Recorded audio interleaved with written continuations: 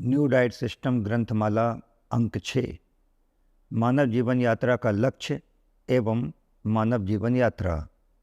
प्रस्तुति कुल 7 बिंदुओं में।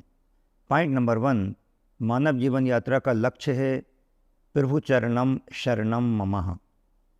पॉइंट नंबर 2, लक्ष्य की प्राप्ति हेतु वस्तु, विषय, भोग या अन्य किसी भी प्रकार के अच्छे अथवा बुरे बिंदुओं में लिप्त न होते हुए मन, वचन एवं कर्म से बिना किसी राग एवं विराग के, बिना किसी आसक्ति एवं विरक्ति के, बिना किसी प्रेम एवं घृणा के तथा बिना किसी उपकार एवं अपकार आदि के, यानी बिना किसी अटकाव भटकाव एवं रुकावट के पूर्णतया निर्लिप्त भाव से मानव मात्र द्वारा इस यात्रा को प्रभु इच्छानुरूप पूर्ण कर पुनः ईश्वरीय कक्ष में स्थापित होना ही मानव जीवन का लक्ष्य है।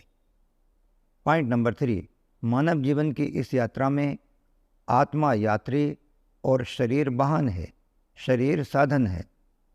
पॉइंट नंबर 4, मानव शरीर का लगभग संपूर्ण निर्माण एवं विकास 24 वर्ष की आयु तक ही संपन्न होता है। यह अपने आप में दर्शाता है कि मनुष्य को 24 वर्ष की आयु तक ही भोजन के तमाम आवश्यक घटकों की यथेष्ट मात्रा का सेवन करना चाहिए, क्योंकि 24 वर्ष की आयु तक ही यह भोजन शरीर को निर्माण करने वाली आवश्यक भोज्य सामग्री के रूप में स्वास्थ्यप्रद होता है। इसके बाद नहीं, क्योंकि मानव शरीर के अंदर अंगों के निर्माण एवं विकास के कार्य सिर्फ 24 वर्ष की आयु तक ही होते हैं। पॉइंट नंबर 5, 24 वर्ष की आयु के बाद शरीर के निर्माण एवं विकास का कार्य बंद हो जाता है। इसके बाद शेष जीवन काल में शरीर के निर्माण एवं विकास की प्रक्रिया नहीं होती है। 24 वर्ष की आयु के बाद तो मानव शरीर व शरीर के अंदर स्थित समस्त अंगों के रख रखाव अर्थात मेंटेनेंस भर की आवश्यकता होती है। अतः 24 वर्ष की आयु के बाद भी अगर मनुष्य पहले की ही भांति भोजन की अत्यधिक मात्रा का सेवन करना यथावत जारी रखता है तो 24 की आयु के बाद चूँकि शरीर का निर्माण कार्य तो होता नहीं है, अतः ऐसे असामयिक भोजन करते रहने से शरीर के विकास की बात तो दूर, शरीर का रख रखाव भी नहीं होता है।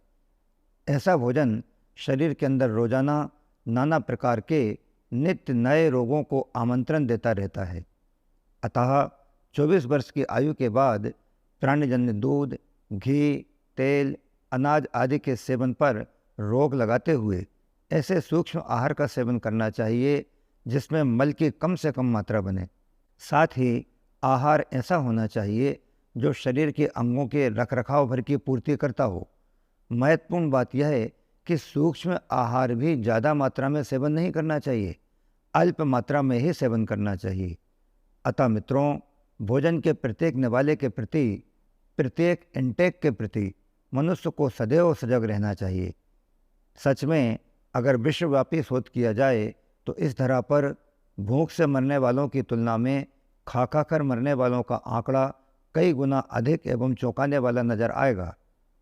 पॉइंट नंबर 6, मन एवं इंद्रियां शरीर रूपी वाहन के पहिए एवं स्टीयरिंग हैं तथा प्रभु ही इस वाहन के सारथी हैं। मनुष्य का सदैव यही प्रयास रहना चाहिए कि प्रभु सारथी के रूप में इस शरीर रूपी वाहन के अंदर पल प्रतिपल विराजमान रहें। प्रभु तब तक ही शरीर के अंदर विराजमान रह सकते हैं जब तक आप अपने शरीर को मंदिर की भांति साफ सुथरा रखते हैं।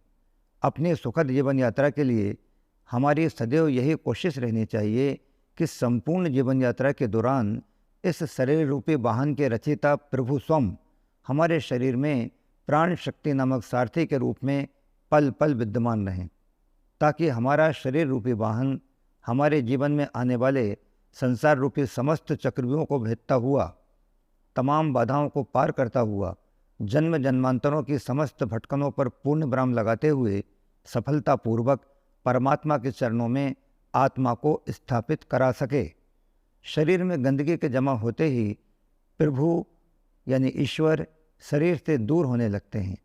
प्रभु रूपी सारथी के छिटकते ही मन एवं इंद्रियां रथ की बागडोर अपने नियंत्रण में ले लेते हैं। इसलिए तब सेवा सुमरन का सजगता पूर्वक पालन करते हुए शरीर, मन, बुद्धि, चित्त एवं अहम का नियमित रूप से शुद्धिकरण करते रहें और मन एवं इंद्रियों को सारथी बनाने की कभी भी भूल ना करें, अन्यथा यह शरीर रूपी वाहन अपने पथ से कभी भी भटक जाएगा और आप अपने लक्ष्य तक, अपनी मंजिल तक नहीं पहुंच सकेंगे। Last one, point number 7।